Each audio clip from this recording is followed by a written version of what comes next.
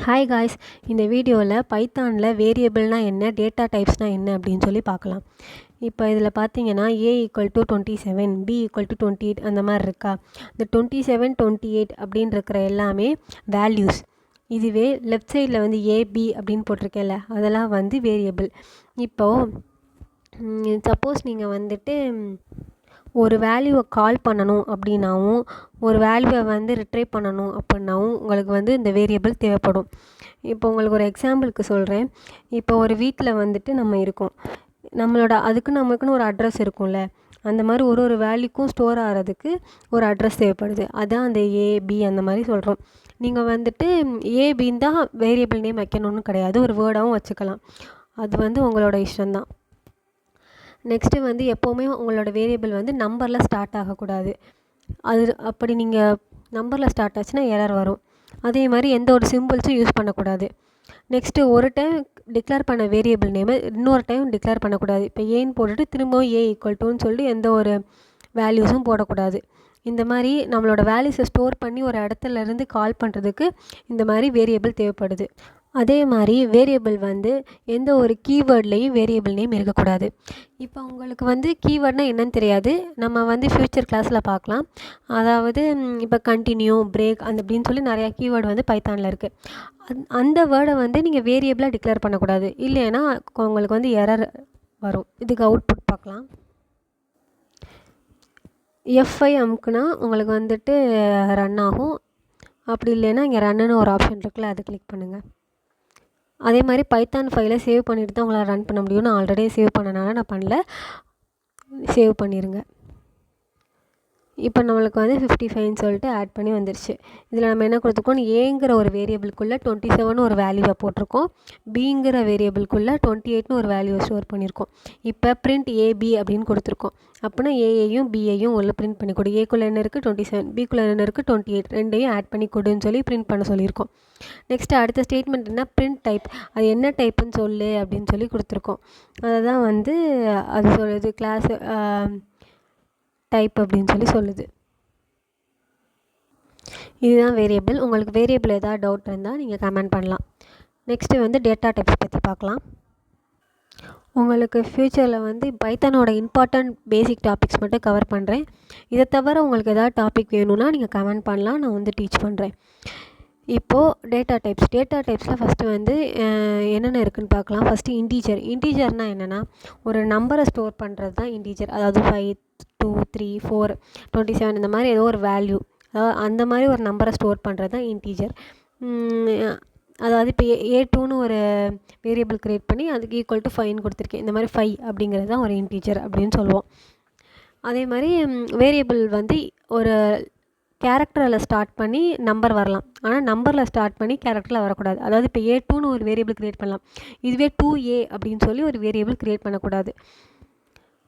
Next வந்து ஃப்ளோட்னா என்னென்னா இந்த மாதிரி டெசிமலில் வர்றது 0.27, 0. அந்த மாதிரி டெசிமலில் வர்றது தான் ஃப்ளோட் அப்படின்னு சொல்லுவோம்.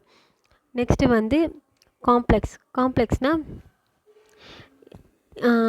காம்ப்ளெக்ஸ் டைப்பில் வரும். அதாவது இப்போ a+28j, i+a(xj) அந்த மாதிரி நீங்கள் பார்த்துருப்பீங்கள்ல, அந்த மாதிரி காம்ப்ளெக்ஸ் வேல்யூ பிரிண்ட் பண்ணுறதுக்கு காம்ப்ளெக்ஸ் இருக்குது. நெக்ஸ்ட்டு வந்து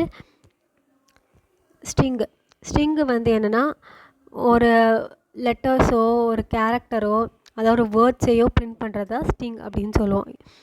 நீங்கள் எப்போவுமே ஒரு ஸ்ட்ரிங்கை பிரிண்ட் பண்ணும்போது டபுள் கொட்டேஷனுக்குள்ளே தான் பிரிண்ட் பண்ணணும். நீங்கள் வந்துட்டு டபுள் கொட்டேஷனில் ஒரு வேல்யூவே, அதாவது ஒரு நம்பரே போட்டால் கூட நீங்கள் டிக்ளேர் பண்ணால் கூட அது என்ன நினைக்கும்னா அது ஸ்ட்ரிங்குன்னு தான் கன்சிடர் பண்ணிக்கும். ஏன்னா ஒரு கொட்டேஷனுக்குள்ளே எந்த வேல்யூவோ எந்த நம்பர்ஸோ இல்லை ஒரு லெட்டர்ஸோ இல்லை ஒரு கேரக்டரோ இருந்தாவோ அதை ஸ்ட்ரிங்குன்னு தான் அது கன்சிடர் பண்ணிக்கும். நீங்கள் வந்து டபுள் கொட்டேஷன்னு போடலாம், சிங்கிள் கொட்டேஷன்லேயும் போடலாம்.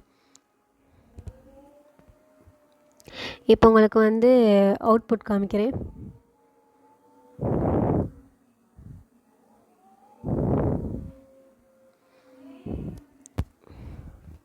இப்போ அவுட்புட் பார்த்திங்கன்னா பிரிண்ட்டு A2ன்னு கொடுத்தப்ப 5 பிரிண்ட் ஆகிருக்கு. அதே மாதிரி டெசிமல் வேல்யூ ஃப்ளோட் பிரிண்ட் ஆகிருக்கு.